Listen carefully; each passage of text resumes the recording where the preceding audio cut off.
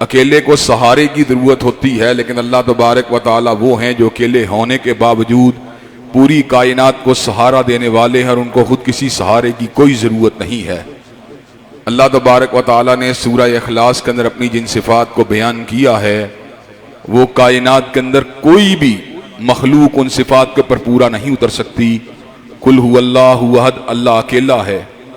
فرشتوں کے ہم جنسوں کو اللہ نے پیدا کیا، انسانوں کے ہم جنسوں کو اللہ نے پیدا کیا، جنات کے ہم جنسوں کو اللہ نے پیدا کیا، ہر چیز کی جوڑے کو، اس کی جنس کو، اس کی صنف کو اللہ نے پیدا کیا۔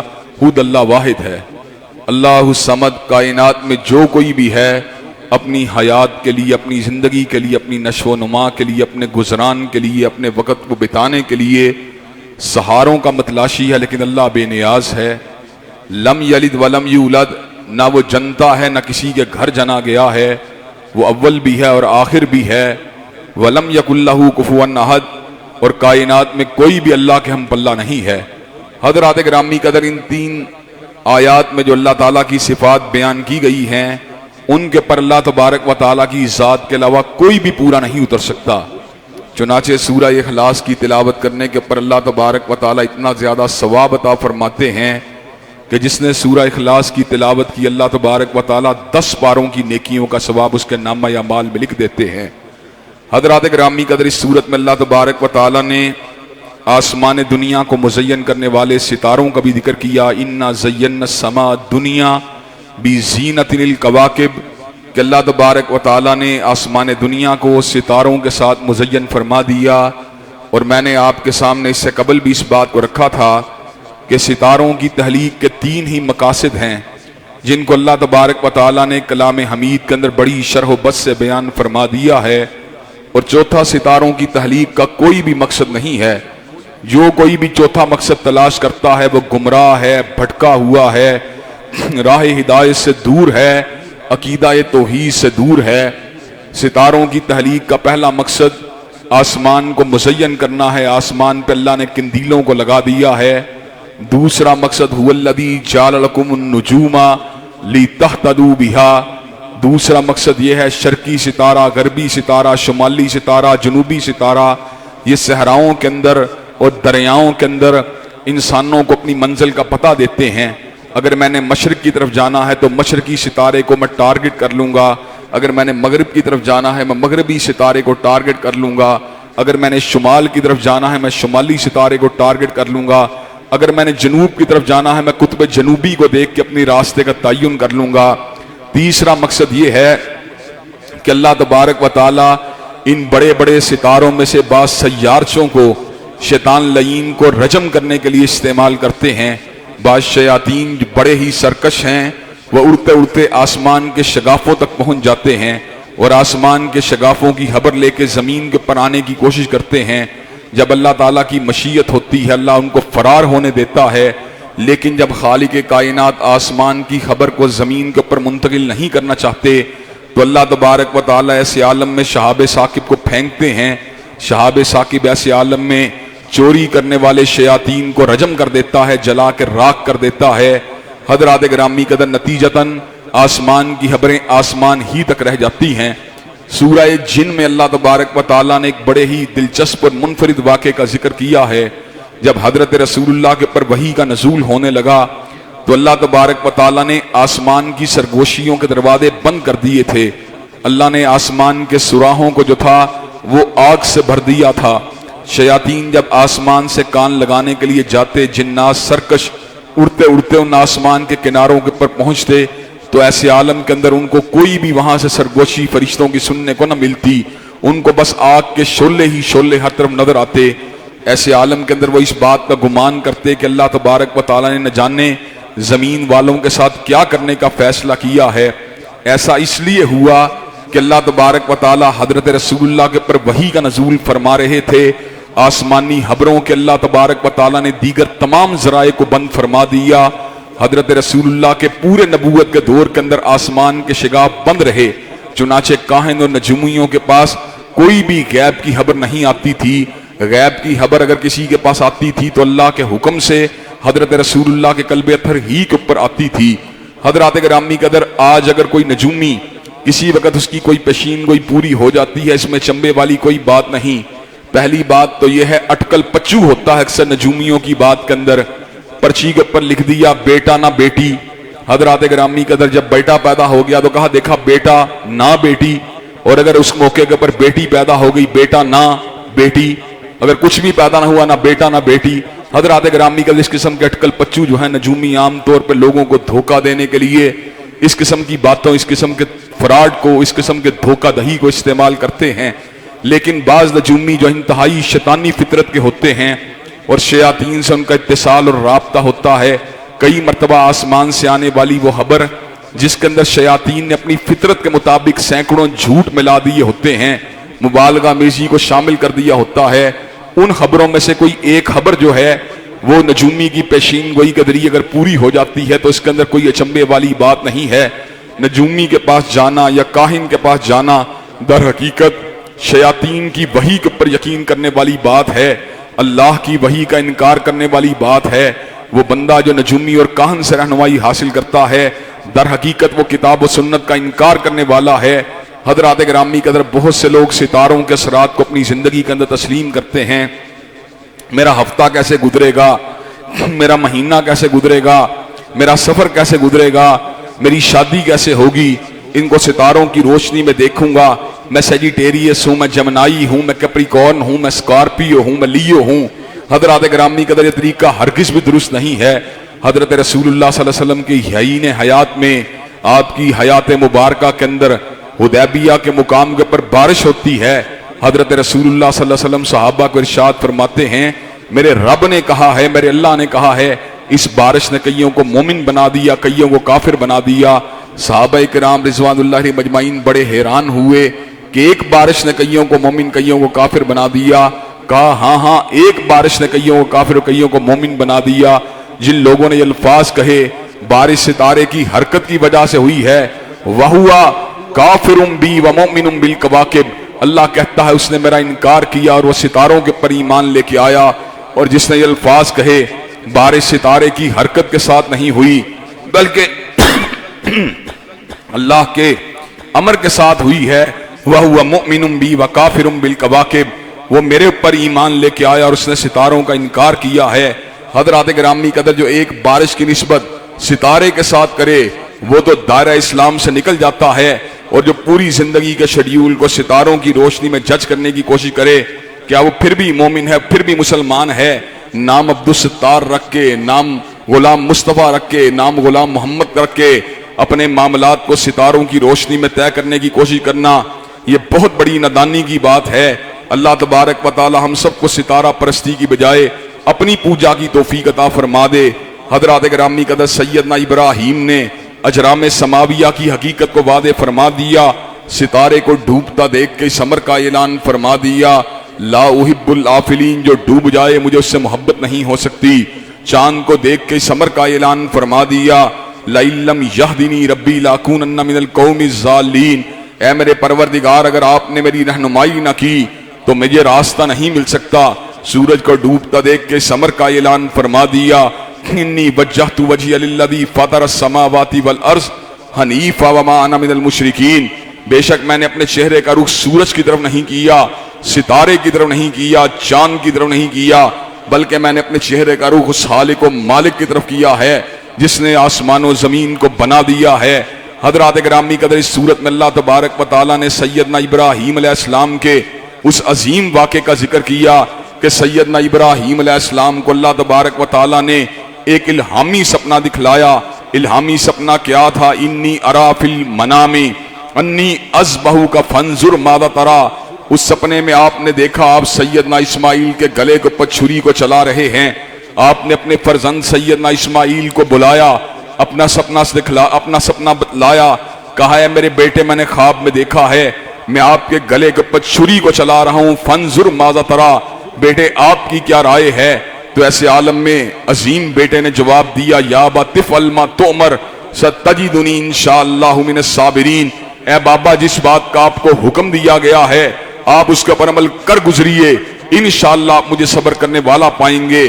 فلما اسلم وتلہ للجبین، حضرات گرامی قدر لوگ مسلمان ہوتے ہیں اپنے گھروں میں لیٹے ہوئے، لوگ مسلمان ہوتے ہیں اپنی دکانوں کے اوپر کاروبار کرتے ہوئے، لوگ مسلمان ہوتے ہیں اپنے امور زندگی کو انجام دیتے ہوئے، لیکن ابراہیم اور اسماعیل کے اسلام کا عالم کیا ہے کہ ابراہیم کے ہاتھ میں چھری موجود ہے اور سیدنا اسماعیل علیہ السلام نے اپنے بابا کے سامنے اپنے گلے کو کیا ہوا ہے۔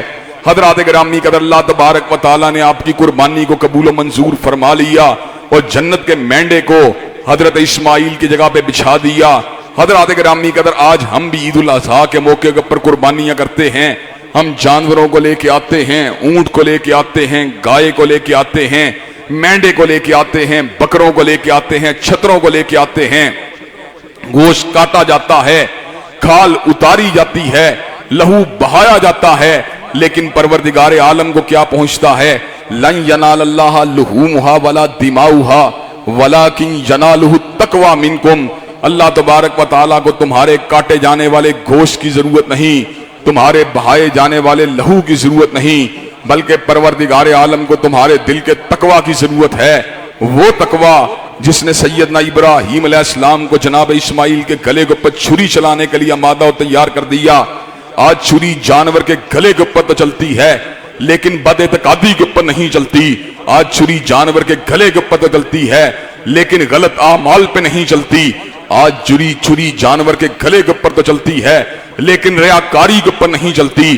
آج چھری جانور کے گلے کے اوپر تو چلتی ہے لیکن باطل نظریات اور تصورات کے اوپر نہیں چلتی۔ اگر آج ہم اپنے دلوں کے اندر تقوی پیدا کرنا چاہتے ہیں تو ہمیں سیدنا ابراہیم علیہ السلام کی اسپرٹ کو اپنے دل میں پیدا کرنا ہوگا، جس نے سیدنا اسماعیل کے گلے کے اوپر ان کو چھری چلانے کے لیے آمادہ و تیار کر دیا۔ حضرات گرامی قدر، اس صورت میں اللہ تبارک و تعالیٰ نے سیدنا یونس علیہ السلام کی نجات کا بھی ذکر کیا۔ نجات کیوں کر حاصل ہوئی؟ حضرات گرامی قدر، مادی ذرائع سے حاصل نہیں ہوئی، مچھلی کا شکم چاک کر کے حاصل نہیں ہوئی، مچھلی کے وجود کو کاٹ کے حاصل نہیں ہوئی۔ کس طرح حاصل ہوئی؟ لا الہ الا انت سبحانک انی کنت من الظالمین کے الفاظ اپنی زبان سے ادا کر کے حاصل ہوئی۔ پروردگار عالم نے اس امر کا اعلان فرما دیا، فاستجبنا لہ ونجیناہ من الغم وکذالک ننجی المؤمنین۔ ہم نے سیدنا یونس کی فریاد کو سن لیا، ان کی پکار کو سن لیا، ان کے غم کو دور فرما دیا، اور ہم نے صرف سیدنا یونس کے غم کو دور نہیں کیا، کوئی بھی آئے سیدنا یونس کا عقیدہ لے کے آئے، اللہ سبحانہ و تعالیٰ کو معبود برحق سمجھ کے آئے، اپنے آپ کو اللہ تبارک و تعالیٰ کے سامنے سر نگوں کرتا ہوا آئے، اللہ اس کے دکھوں کو ویسے ہی دور کرے گا جیسے اللہ نے سیدنا یونس کے غم کو دور کیا تھا۔ اس صورت میں اللہ تبارک و تعالیٰ نے اس امر کا اعلان فرما دیا، فَلَوْلَا أَنَّهُ كَانَ مِنَ الْمُسَبِّحِينَ لَلَّبِثَ فِي بَطْنِهِ إِلَى يَوْمِ يُبْعَثُونَ۔ اگر سیدنا یونس علیہ السلام اس وقت جس وقت وہ مچھلی کے پیٹ کے اندر موجود تھے تسبیح کے الفاظ کو اپنی زبان سے نہ نکالتے، اللہ کی پاکی کو بیان نہ کرتے، تو مچھلی کے پیٹ کے اندر قیامت کی دیواروں تک پڑے رہتے، اس کے اندر ہی موجود رہتے۔ حضرات گرامی قدر، اس کا مطلب یہ ہے زندگی کے اندر کئی آزمائشیں ایسی ہوتی ہیں جو مادی تدابیر سے معطل نہیں ہو سکتی، جو مادی تدابیر سے موقوف نہیں ہو سکتی، جو انسانوں کے ذاتی وسائل ذاتی توانائیوں سے دور نہیں ہو سکتی۔ ان مشاکل کو دور کرنے کے لیے، ان مصائب کو مٹانے کے لیے، ان غموں کو دور کرنے کے لیے رجوع اللہ کی ضرورت ہوتی ہے، تعلق باللہ کی ضرورت ہوتی ہے۔ حضرات گرامی قدر، کرونا وائرس کی یہ وبا بھی اسی قسم کی ایک وبا ہے، وحشت کا دور دورہ ہے، بیماری کے خوف کا دور دورہ ہے۔ جو بیمار ہیں وہ بھی پریشان ہیں، جو بیمار نہیں ہوئے وہ بھی بیماری کے وہم سے پریشان ہیں۔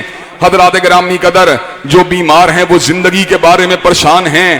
حضرات گرامی قدر، ایسے عالم کے اندر بڑے بڑے صحت مند لوگ بلڈ پریشر کا شکار ہو چکے ہیں، بڑے بڑے صحت مند و توانا لوگ ڈپریشن کا شکار ہو چکے ہیں۔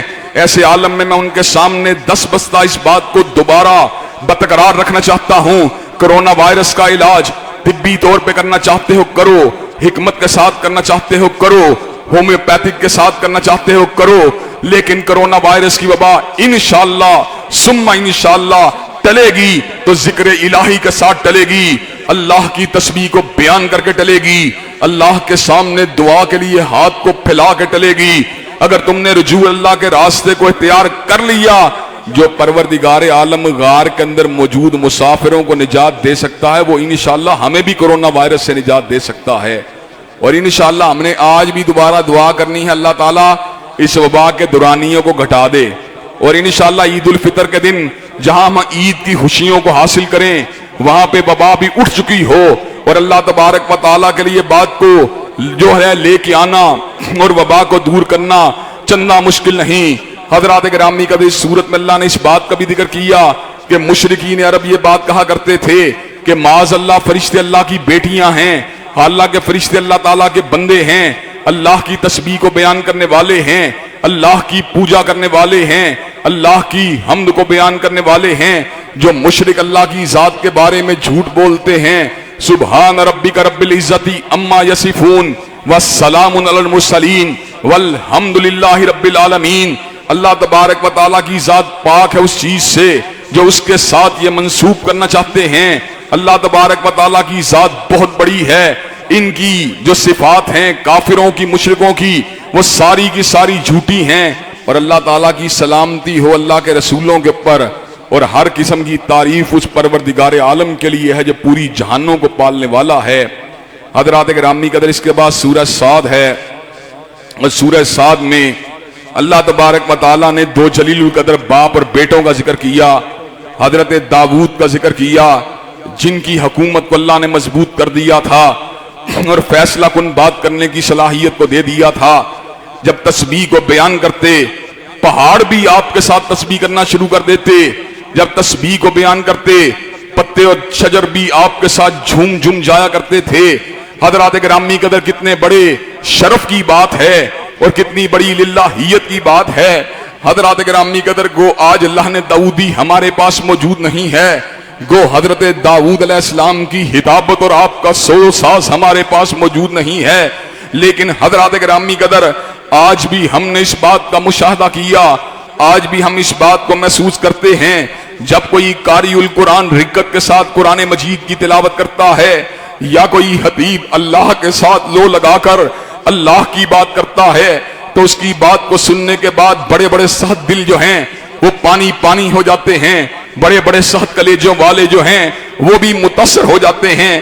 چنانچہ ہم نے ہر دور کے اندر بڑے بڑے شرابیوں کو دین کی دعوت سن کے شراب کو چھوڑتے دیکھا، ہم نے ہر دور کے اندر بڑے بڑے زانیوں کو دین کی دعوت سن کر زنا کو چھوڑتے دیکھا، ہم نے ہر دور کے اندر کہبہ گری کا دھندا کرنے والوں کو اپنے دھندے کو چھوڑتے دیکھا، ہم نے ہر دور کے اندر ڈکیتوں کو، چوروں کو، قاتلوں کو اللہ کے دین کی دعوت سن کر دین کی سمت آتے دیکھا۔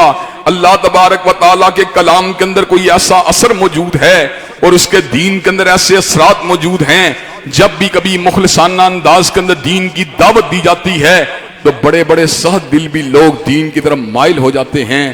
حضرات گرامی قدر اس صورت میں اللہ تبارک و تعالیٰ نے اس بات کا بھی ذکر کیا کہ حضرت داؤد علیہ السلام کے پر اللہ تبارک و تعالیٰ نے اس وحی کا نزول فرما دیا کہ اللہ تبارک و تعالیٰ فرماتے ہیں یا داؤد انا جعلنا کا خلیفۃ فی الارض، اے داؤد ہم نے آپ کو زمین کے اوپر خلافت دی ہے، فاحکم بین الناس بالحق، آپ جب بھی لوگوں کے مابین فیصلہ کریں حق کے ساتھ فیصلہ کریں اور کبھی بھی اپنی خواہش کی پیروی نہ کریں۔ حضرات گرامی قدر کتنے بڑے رسول کو اللہ یہ بات کہہ رہا ہے کہ حق کے ساتھ فیصلہ کریں اور خواہش کی پیروی نہ کریں۔ حضرات گرامی قدر میرٹ کے اوپر فیصلہ کرنا اللہ کو بڑا ہی پسند ہے۔ ان اللہ یامر بالعدل والاحسان، اللہ تبارک و تعالی ان اللہ یامر بالعدل والاحسان، اللہ ہر دور کے اندر عدل و احسان کا حکم دیتا ہے، ہر مقام کے اوپر عدل و احسان کا حکم دیتا ہے۔ پیغمبر زمان حضرت محمد کریم صلی اللہ علیہ وسلم سے بڑا عادل چشم فلک نے کبھی بھی نہیں دیکھا۔ بنو مخزوم کی فاطمہ نے چوری کی، اسامہ ابن زید سفارش لے کے آئے، کہا کہ بڑے حسب و نسب والی ہے، بڑے نام و مقام والی ہے، آقا اگر اس کے ہاتھ کو کاٹ دیا گیا بنو مخزوم کی تو ناک کٹ جائے گی۔ ایسے عالم میں حضرت محمد کریم صلی اللہ علیہ وسلم نے صبر کا اعلان فرما دیا، لو ان فاطمہ بنت محمد سرقت لقطعت یدہا، اگر محمد کا قلب اتھر ہو، خدیجہ کا لحظ جگر ہو، علی کا نور نظر ہو، حسن و حسین کی مادر محترم ہو، اور سیدۃ النساء اہل الجنہ فاطمہ، وہ فاطمہ جس کے سر کے بالوں کو کبھی آسمان کے سورج نبی نہیں دیکھا، اگر وہ بھی چوری کرے نبی اس کے بھی ہاتھ کو کاٹ ڈالے گا۔ حضرات گرامی قدر، آج اس نظام عدل کی اس زمین کو ضرورت ہے، آج اس نظام عدل کی ہمارے سماج کو ضرورت ہے، آج اس نظام عدل کی ہمارے معاشرے کو ضرورت ہے۔ حضرات گرامی قدر، ہم نے سارے ہی نظام آزما لیے، بھٹو ازم کو بھی دیکھ لیا، مسلم لیگ کے دور کو بھی دیکھ لیا، اور خان صاحب کی بے انصافیوں کو بھی دیکھ رہے ہیں۔ حضرات گرامی قدر، اس ملک کا مقدر انشاءاللہ درست ہوگا تو نظام اسلام کے نفاذ سے درست ہوگا، اور نظام اسلام کے نفاذ کے لیے ہمیں اللہ کے اوپر توکل کر کے، اللہ کے اوپر بھروسہ کر کے آواز کو لگانا چاہیے، لوگوں کی ذہن سازی کرنے کی کوشش کرنی چاہیے، رائے عامہ کو ہموار کرنا چاہیے، لوگوں کو ایجوکیٹ کرنا چاہیے، اور اس مقصد کے لیے نوجوانوں کو تیار کرنا چاہیے، خطیبوں کی ایک نرسری کو تیار کرنا چاہیے، مبلغین کی ایک جمعیت کو تیار کرنا چاہیے۔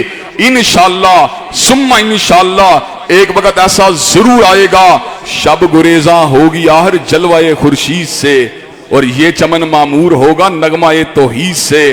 اللہ کے فضل و کرم سے پاکستان کی بنیاد لا الہ الا اللہ ہے۔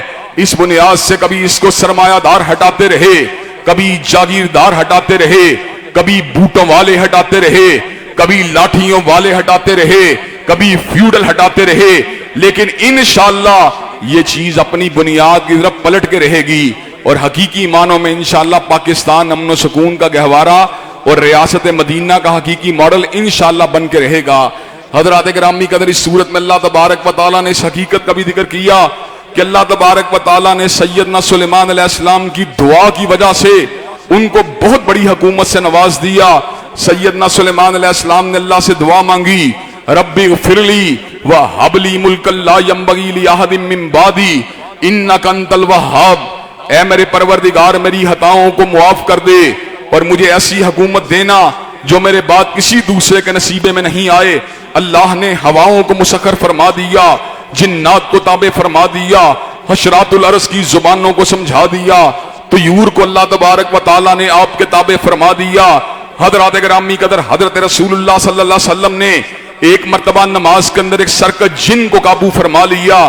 حضرت رسول اللہ صلی اللہ علیہ وسلم اس کو ستون مسجد نبوی شریف کے ساتھ باندھنے لگے تھے، لیکن آپ کے ذہن کے اندر سیدنا سلیمان کی دعا کا خیال آیا، آپ نے اس جن کو نہیں باندھا، وگرنہ اس دن مدینہ کے بچے اس سرکش اور لانتی جن کو اپنی آنکھوں سے دیکھ سکتے تھے۔ حضرات گرامی قدر، حضرت رسول اللہ صلی اللہ علیہ وسلم نے آپ کی دعا کا احترام کیا۔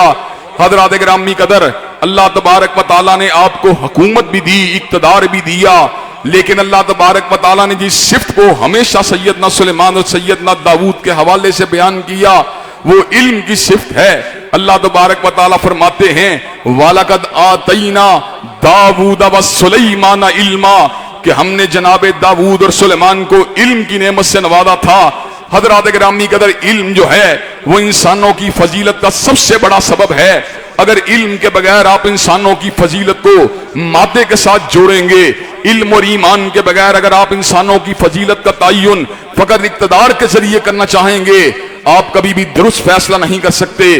اگر مجرد اقتدار وجہ فضیلت ہوتا تو فرعون ناکام و نامراد نہ ہوتا، اگر سرمایہ فقط مجرد وجہ کامیابی ہوتا تو قارون کبھی ناکام و نامراد نہ ہوتا، حامان منصب کے باوجود کبھی ذلیل و خوار نہ ہوتا، شداد جاگیردار ہونے کے باوجود کبھی رسوا نہ ہوتا، ابو لہب صاحب قبیلہ ہونے کے باوجود کبھی ناکام نہ ہوتا، اور اس کے مد مقابل اللہ تبارک و تعالیٰ نے سیدنا بلال حبشی کو غریب الدیار اور مفلوق الحال ہونے کے باوجود وہ عروج دیا کہ جنت کے اندر بھی آپ کے جوتوں کی آہٹ کو سنوا دیا۔